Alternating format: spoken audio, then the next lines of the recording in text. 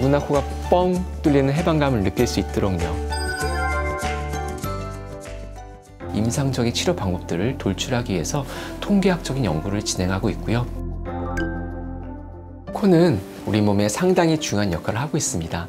그럼에도 많은 분들이 코 기능이 저하되었을 때 단순히 불편하다거나 답답하다 정도로 치부하시고 심각하게 받아들이지 않는 경우가 많습니다. 알레르기성 비염이나 부비동염의 대표적인 코 증상들이 코감기와 증상이 비슷해 적절히 치료받지 않는 경우가 많고요. 특히 부비동염의 경우 치료 시기를 놓쳐서 급성 합병증이 발생하거나 만성으로 진행되는 경우가 많습니다. 만성 비부비동염 환자의 상당수가 후각의 부분 저하나 완전 저하를 경험하시는데요. 후각의 소실은 미각의 이상이나 우울증, 불안으로 이어지기도 합니다.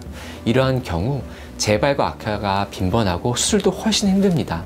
이러한 빛과 영역에서 환자분들에게 이루어지는 치료들이 과연 효과적으로 도움이 되고 있는지 분석하고 메타 분석을 통해 보다 높은 근거의 임상적인 치료 방법들을 돌출하기 위해서 통계학적인 연구를 진행하고 있고요. 추가로 코에서 나오는 줄기세포를 실제 임상에 적용해서 기존의 손상된 조직이나 기관에 대한 회복을 돕거나 좀 더 잘 진행이 된다면 아예 기관을 대체할 수 있는 조직공학, 재생의학에 대해 연구하고 있습니다. 두 연구가 서로 달라 보일 수는 있겠지만 환자의 코 건강에 도움이 될 수 있다는 측면에서는 일맥상통하고요. 데이터 연구 같은 경우는 후각 관련 연구나 만성 부비동염 관련 메타 분석 위주인데 최근 실제 해외 부비동염 가이드라인에 인용이 되기도 했습니다. 감사하게도 작년에는 우수 연구자상이나 논문 피인용상을 받았습니다. 그때 느꼈던 해방감이란 이루 말할 수 없었습니다. 저도 어렸을 때부터 알레르기 비염이 있었어요. 병원도 자주 다녔고 의사 선생님들을 많이 만나 뵙게 되면서 어린 마음에 누군가를 치료해주고 싶은 그 모습을 동경하게 됐습니다. 대학 입학 후에도 낫지 않았던 코막힘은 결국 수술로 해결하면서 그때 느꼈던 해방감이란 이루 말할 수 없었습니다. 이러한 경험들, 특히 이비인후과 비과를 선택하는데 영향을 준 것 같고 사실 제가 성격이 조금 급한 부분이 있습니다. 좀 빨리빨리 진행되는 것, 피드백을 빨리 받는 것을 선호해요.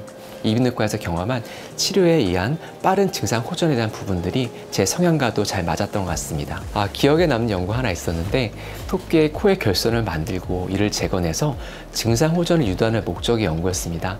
코막힘을 해소하기 위해서 착안을 했는데 사실 코 뚫림 효과는 별로 없었고 토끼의 코만 좀 높아지더라고요.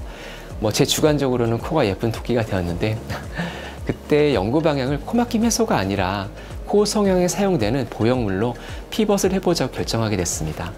실패한 연구였지만 그때부터 A라는 길이 꼭 A로 가야 되는 것이 아니라 다양한 방향으로 확장될 수 있다는 생각이 전환을 배웠던 것 같습니다.